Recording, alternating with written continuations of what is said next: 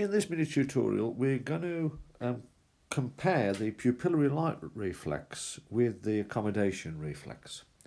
So let's just remind ourselves of what the responses are in these particular reflexes. So you should recall that in the pupillary light reflex, a light is shone into the eye, okay, and shining a light into the eye leads to pupillary constriction. Pupillary constriction, okay, and this is a commonly performed reflex in the clinical environment. Whereas the accommodation reflex, basically what you do there is you get the patient to fixate on your finger, and then you bring your finger very, very close, okay? So bringing the finger very close to the patient's face, asking them to focus on that finger, leads to a number of responses. It leads to convergence of the eyeballs, okay? So the eyeballs converge and the patient effectively goes cross-eyed. It leads to pupillary constriction, and this is so that the eyes can try to keep that finger in focus even though it's very, very close. Because as you should recall from head and neck, if you close down the pupil as much as possible, you're able to focus even on very, very near objects. And it also leads to thickening of the lens, okay, lens thickening. And this means that the lens is able to bend the light rays coming from that very near object as much as possible. So those are the three responses we see in the accommodation reflex. And what we're going to do in the rest of this video is just briefly consider the neural pathways mediating these. So in this diagram here, what we've got is basically we're looking down onto the visual pathways from above. We've got the eyeballs, we've got the the visual pathways, and we've got the visual cortex here. And you'll also note at this point, this is the midbrain, okay? So this is the midbrain here, and it's in the midbrain that a lot of the important circuitry exists mediating these reflexes. So let's start off with the light reflex. So here is a light ray coming in and hitting the retina, okay? So you've come in with your torch and you've illuminated the patient's retina.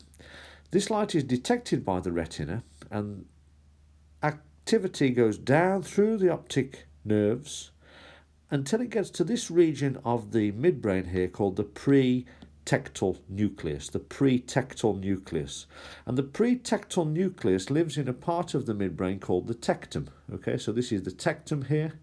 And if you're familiar with the Mickey Mouse analogy, I sometimes call the tectum, particularly the superior colliculi, Mickey Mouse's double chin.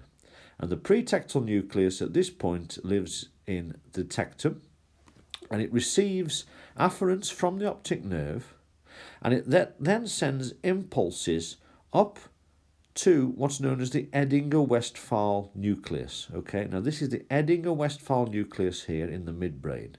And the Edinger-Westphal nucleus contains parasympathetic preganglionic fibres which are destined for the eyeball. Okay, so here's the Edinger-Westphal nucleus. It's activated by light being shone onto the retina, and it sends impulses up to the ciliary ganglion, where it synapses onto the parasympathetic postganglionic neuron, and then the parasympathetic postganglionic neuron projects up to the sphincter pupillae muscle, causing the pupil to constrict.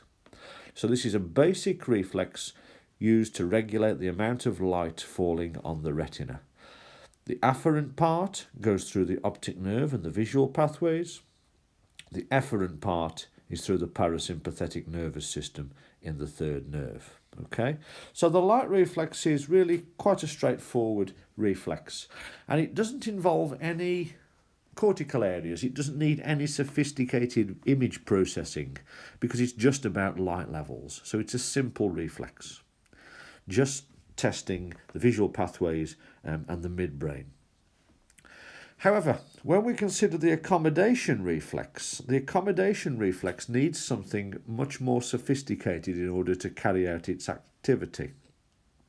As we said, Basically, what you ask the patient to do is to fixate on your finger and keep that finger fixated as you draw it closer and closer to their nose. So what the patient has to be able to do is to process that image of your finger, recognize it as a finger, and recognize that the distance between the finger and their face is getting smaller and smaller. So this requires some sophisticated image processing, and that image processing, as you know, takes place in the visual cortex. So for the accommodation reflex, just as in the light reflex, the afferent arm is the retina. Okay, so the afferent part of this reflex is the retina. Impulses go down through the visual pathways.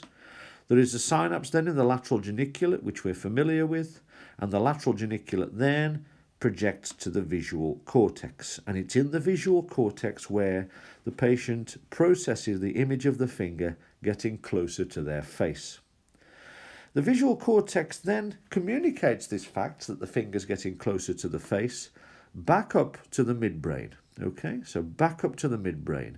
And there are projections from visual cortex all the way back up to this Edinger-Westphal nucleus and the oculomotor nucleus as well. Okay, so the visual cortex instructs the Edinger-Westphal and oculomotor nuclei to become activated. And what's the effect of activation of these two nuclei? Well, we've already mentioned that the Edinger-Westphal nucleus stimulates the ciliary ganglion, which in turn stimulates sphincter pupillae. Okay, so that explains our pupillary constriction, as well as our lens thickening, because it also causes the contraction of the ciliary muscles, which control the thickness of the lens. How is the convergence response mediated? Well, that's mediated through activation of the oculomotor nucleus by the visual cortex, and the particular part of the oculomotor nucleus which controls the medial recti. Okay, so the visual cortex in the accommodation reflex stimulates the oculomotor nucleus to cause the medial recti to contract, and that leads to the convergence response, just contraction of the medial recti. So you can see that it's much easier to localize a lesion in a patient who's lost their light reflex compared to a patient who's got a lack in their accommodation reflex. And it's a worthwhile exercise for you to think about how you would work out where a lesion was if you were unable to elicit one of these reflexes. Okay, that's all I've got to say.